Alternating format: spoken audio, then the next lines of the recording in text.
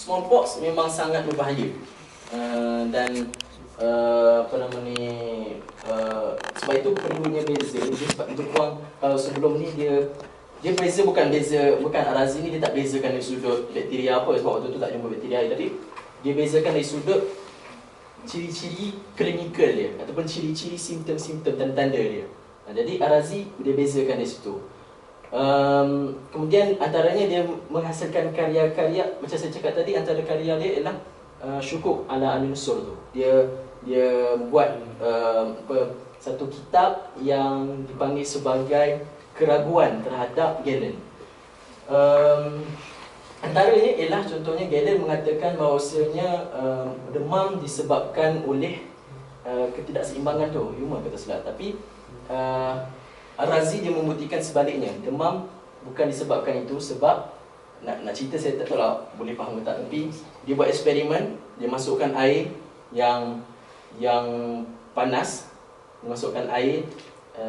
Kalau saya Galen dia cakap demam disebabkan faktor luar.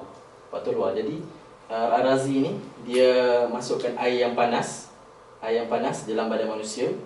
Kemudian bila dia cek manusia tu dapat demam lebih panas daripada air yang dimasukkan tu. Jadi itu terbukti bahawasanya demam tu bukan disebabkan oleh faktor luar, tapi tindak balas badan. Faham tak? Sebab apa? Sebab panas itu lebih tinggi daripada kalau faktor luar mestilah panas itu sama ataupun kurang lagi, contohlah kan. Kalau saya salah ni tengok balik lah nanti baca balik. Setakat itu selesai macam tu lah. Okey. Dan yang satu lagi ialah dia tulis buku Man la yahdurut tabib. Maksudnya sesiapa yang pandu satu buku kepada sesiapa yang tak ada doktor kat kawasan dia. Jadi dia bagi buku tu, so kalau ada apa-apa jadi masalah kat rumah, boleh rujuk buku tu. Dan juga penyakit kanak-kanak sebagai satu cabang dalam perubatan. Sebelum ni kanak-kanak mungkin dia masukkan sekali, jadi dia asingkan. Okay, next. Okay, ini antara yang terdapat di dalam Bimarisan An-Nuri tu. Ni potret Abu Bakar Al-Razi. Yang ini contohnya dia tengah mengajar dekat student-student dan juga doktor-doktor junior lah. Okey. Dan juga sahabat-sahabat dia. Next. Seterusnya ialah Az-Zahrawi. Az-Zahrawi ni terkenal dengan orang kata tokoh perubatan, tokoh pembedahan. Abu Al-Qasim Khalaf bin Ibn Al-Abbas Az-Zahrawi. Az-Zahrawi sebab dia dilahirkan di Madinatul Zahra di Cordoba, di Al-Andalus.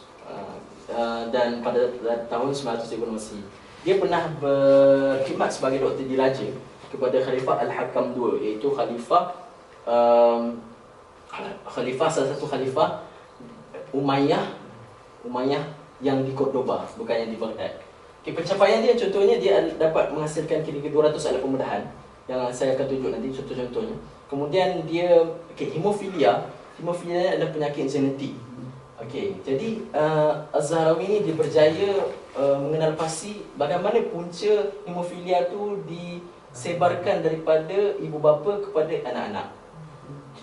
Pada budak-budak medik, saya nak tanya macam mana hemofilia disebarkan? Ya ke? X-link hemofilia.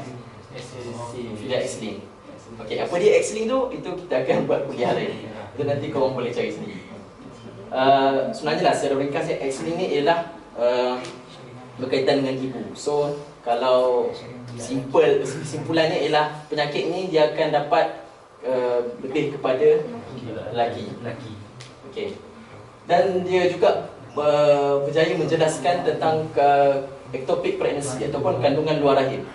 Kandungan luar rahim ni maksudnya dia beranak di luar rahim, sama ada di tiup tu ke, di ovari ke. Sebenarnya kalau di Badi'ah ni, saya belajar di Hospital Badi'ah di atas tu, doktor-doktor situ dia pernah selingan sikit lah, dia pernah membuat pembedahan. Patient tu dia datang ke hospital dan dia sakit perut. Dia kata dia sakit perut. Itu doktor buat ultrasound semua, rupanya ada baby dalam perut, bukan dalam rahim, dalam perut dia.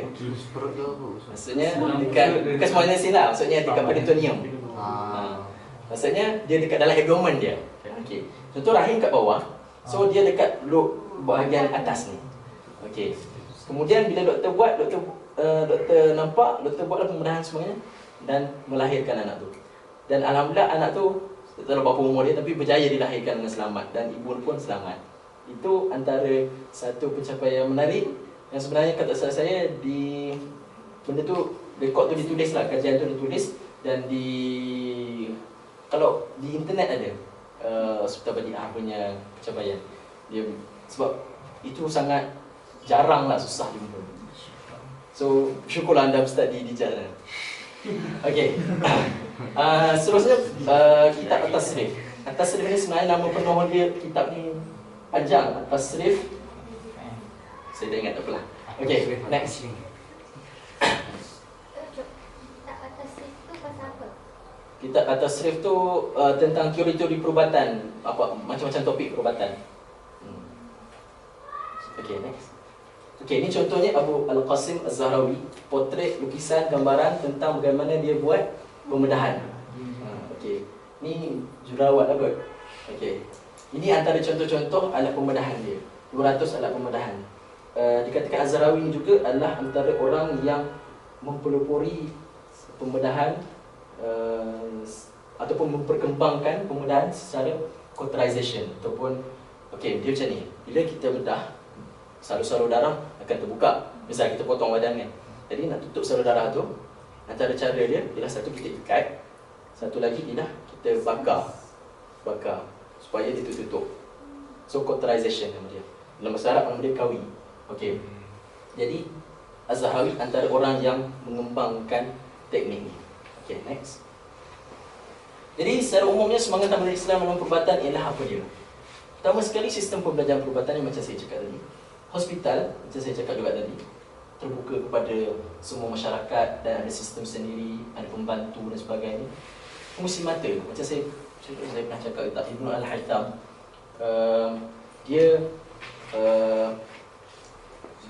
saya pernah cakap sains dan Islam atau tajuk sains dan Islam. Manusia dulu ingat macam mana manusia boleh tengok ialah sebab cahaya keluar dari mata. Ibnu Al-Haytham dia membuktikan sebaliknya. Sebenarnya cahaya dipantulkan ke arah benda dan kita nampak benda tu.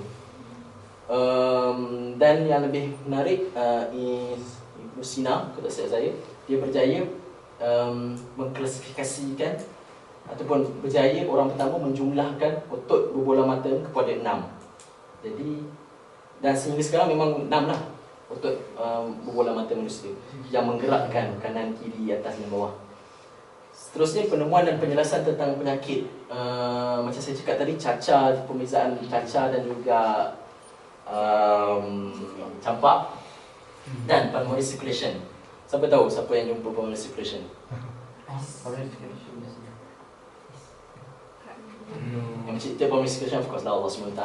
Tapi yang orang yang pertama dapat mendescribe ataupun menjelaskannya dengan betul adalah Ibnu Nafis.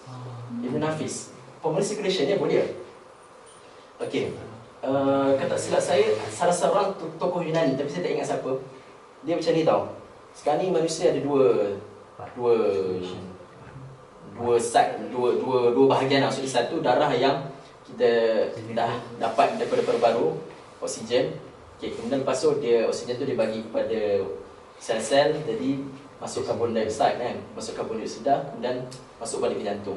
So sekarang ni salah seorang yang tokoh Yunani tu dia kata macam mana sebenarnya boleh darah tu boleh berkitar, sebab bila mana darah yang telah digunakan ni telah habis digunakan oksigen. Dia tak kata oksigen lah tu, tapi telah habis digunakan. Maksudnya dia balik-balik kemudian dia tembus ikut contohnya ni jantung. So daripada bahagian kanan jantung dia tembus, walaupun ada septum, ada dinding, tapi dia katalah, tokoh Yunani dia kata ada macam lubang-lubang nipis yang invisible, yang tidak boleh nampak. Jadi dia menyebabkan darah tu daripada kanan masuk ke kiri. Tapi Ibnu Nafis dia mengatakan sebenarnya dinding tu tidak ada lubang. Jadi sebenarnya daripada kanan tu, lepas tu dia dipam masuk ke paru-paru dan seterusnya pertukaran udara masuk, dan lepas tu daripada paru-paru masuk balik ke belah kiri. Jadi macam tu lah sebenarnya macam mana darah daripada kanan boleh masuk ke kiri, bukan dengan septum. Jadi pulmonary circulation adalah kitaran darah daripada jantung belah kanan ke paru-paru dan seterusnya ke jantung belah kiri. Itu adalah pulmonary circulation. Dan orang yang pertama yang menjumpainya, menjelaskan dengan betul adalah Ibn Hafiz. Okay, next. Okay, kita dah habis perubatan dalam tamadun Islam. Kemudian bagaimana perubatan boleh berkembang dalam tamadun Barat? Next. Macam saya kata tadi, next. Zaman kegelapan yang pernah saya cerita, Black Death tu, plague tu, bagaimana boleh terjadi dan diorang menyalahkan siapa, diorang tak fikir pun nak buat kajian dan sebagainya. Kemudian rawatan tradisional dan kampung, waktu ini diorang tak kisah pun pasal tamadun Yunani punya tinggalan ilmu karya dan sebagainya. Waktu ini orang Islam yang ambil karya tu terjemah. Kemudian rumah sakit disediakan oleh biasalah, maksudnya gereja-gereja dan padi-padi. Okay, next. Ini adalah contoh potret zaman kegelapan. Diorang ni dilukis antara tanda-tanda terkena bukan plague tu, yang Black Death tu. Okey, bukan cacar. Yang terkena wabak pula yang saya cakap tadi tu. Bukan tahun, plague bukan tahun. Budak Arab cakap tahun? Tahun. Okey. Okey, tahun. Tapi dia sebenarnya lebih dari tahun. Tahun dia kolera kan. Tahun bahasa Melayu, tahun bahasa Arab. Okey, tak apalah, tapi dia adalah wabak satu penyakit yang antara tanda-tanda dia. Kalau kita tengok dia antara tanda-tanda dia ialah Belum tak dia. dia ada biji-biji dekat badan. Lymph nodes enlargement. Okey, jadi antara dan juga muka contohnya. Jadi di sini ni siapa ni padri lah. So zaman kegelapan macam saya cakap awal tadi, bila sakit ni bagi ayat ni, lampi ni semua. Kau sembuh lah nanti. Okey. Tapi bayar kat aku. Mantan tak ada, itu tak ada lah. Saja seringan. Okey, next. Okey, namun bila mana penindasan daripada pihak gereja semakin mencengkam, jadi rakyat pun rakyat dia berfikir secara rasional, dia tak boleh tahan benda tu. Jadi dia pun sebab itu tercetuslah Renaissance dan sebagainya dan juga Enlightenment. Jadi lebih kurang pada abad ke-14 banyak karya-karya Yunani dan juga karya-karya daripada Arab diterjemah ke Latin. Dan ketika itu mereka lebih bebas untuk bereksperimen dengan tubuh manusia dan juga ada universiti, antaranya Universiti Bologna dan Universiti Padua di Itali. Universiti ini adalah universiti teaching hospital untuk yang buka kuliah perubatan. Okay, next. Okay, selesai perubatan dalam tamadun Barat.